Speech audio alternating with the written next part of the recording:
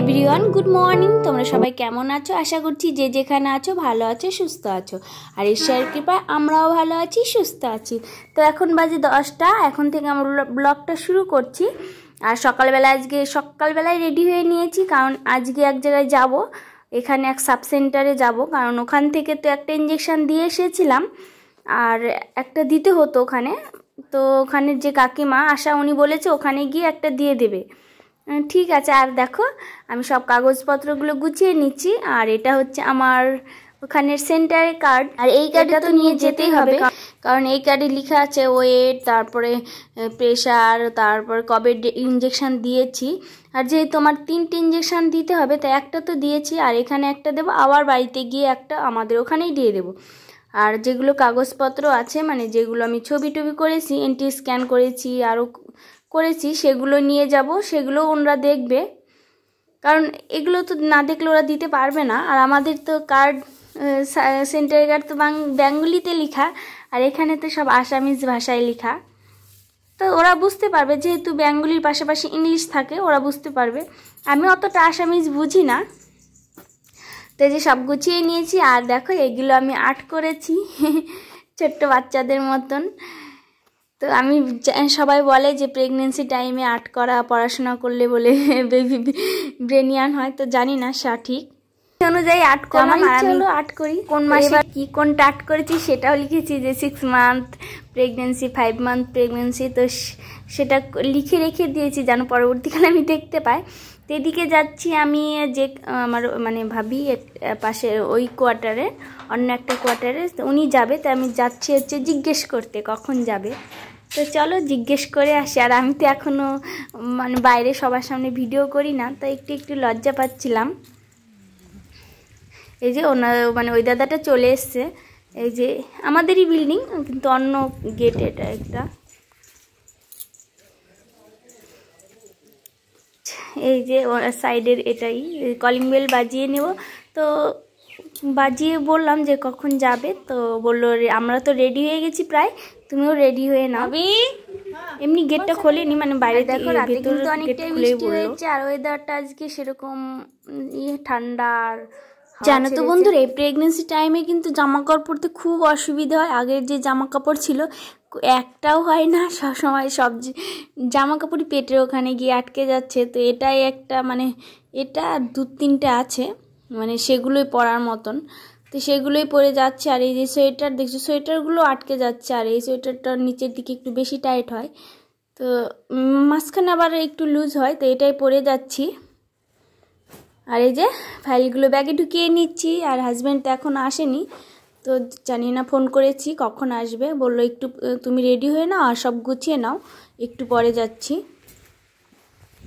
তো এই যে হাজব্যান্ড চলে এসছে, তো একটু দেখিয়ে দিলাম। আরে ওই যে দেখো চলে যাচ্ছে ওনারা, আমরা একটু পেছনে আছি।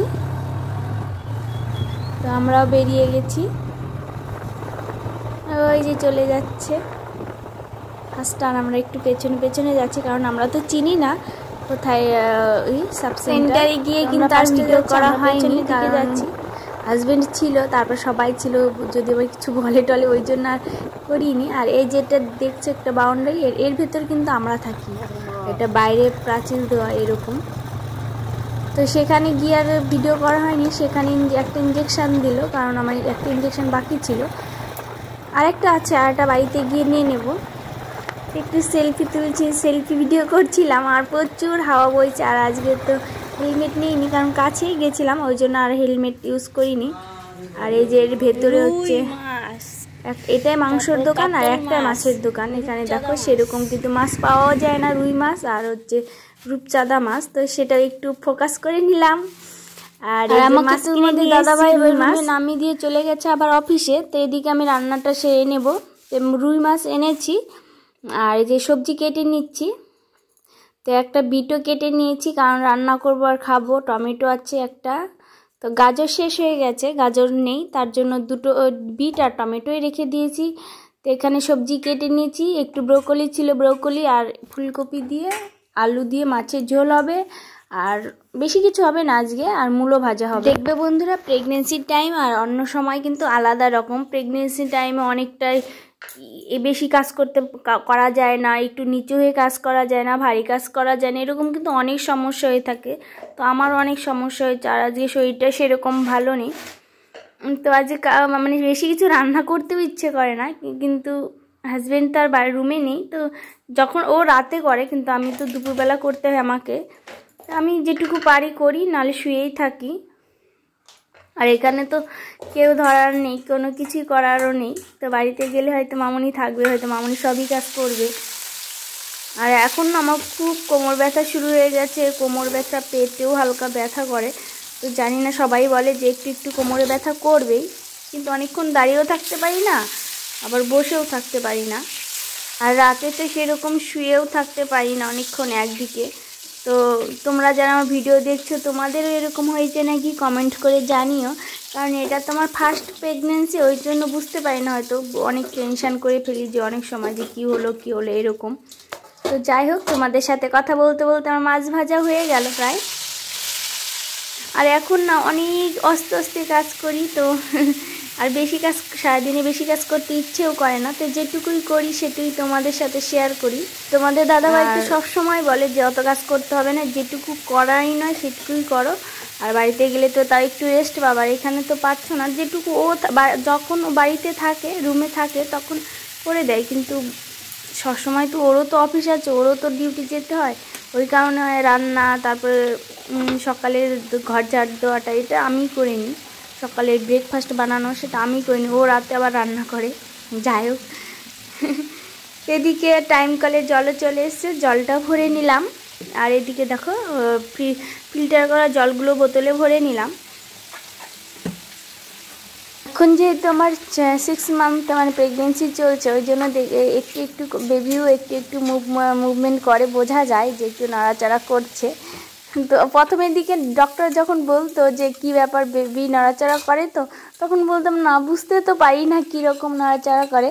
তো এখন তারপর দিদিকে ফোন করেছি যে দিদি নড়াচাড়া করে না, তো বলছে ভালো করে দেখবি যে অল্প অল্প করে একটু মানে দোল খাবে। তো এখন একটু বোঝা যায়।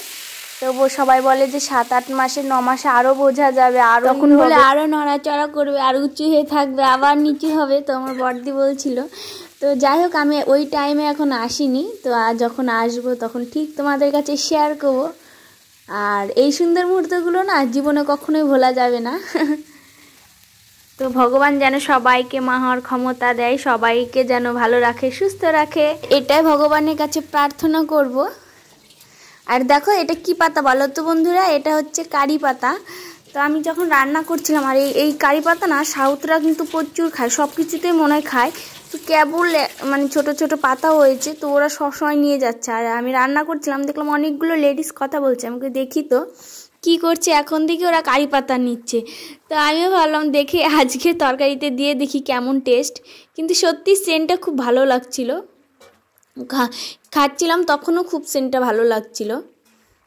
তো ভাবলাম তরকারিতে দিয়ে খাওয়া যাবে। আর ওরা প্রচুর খায়, ওরাই খায় বেশিরভাগ এই ছোট ছোট পাতা, তাই ছিঁড়ে নিয়ে। কারি পাতা না খাওয়া ভালো, কারণ যাদের গ্যাস আছে, প্রচুর পরিমাণে গ্যাস, তারা গ্যাস মানে কন্ট্রোল করতে পারে পাতা। তো গ্যাসের জন্য বেশিরভাগ মানুষ খায়। তা আমি আগে খেতাম, আগে অল্প খেতাম, মানে ভালো লাগতো না। তো এখন না ভাবছি যে আমিও একটু তরকারিতে দিয়ে দিয়ে খাবো। তো যেদিন মনে থাকে সেদিন তো আনি, আর যেদিন মনে থাকে না সেদিন আর আনা হয় না। তো যাই হোক, তোমাদের সাথে কথা বলতে বলতে আমার তরকারিটা নামানো হয়ে গেল। আর এখন আমি মূলো ভাজছি। আর আজকে অত সিম্পলি খাবার, এতই বেশি আইটেম নেই আজকে।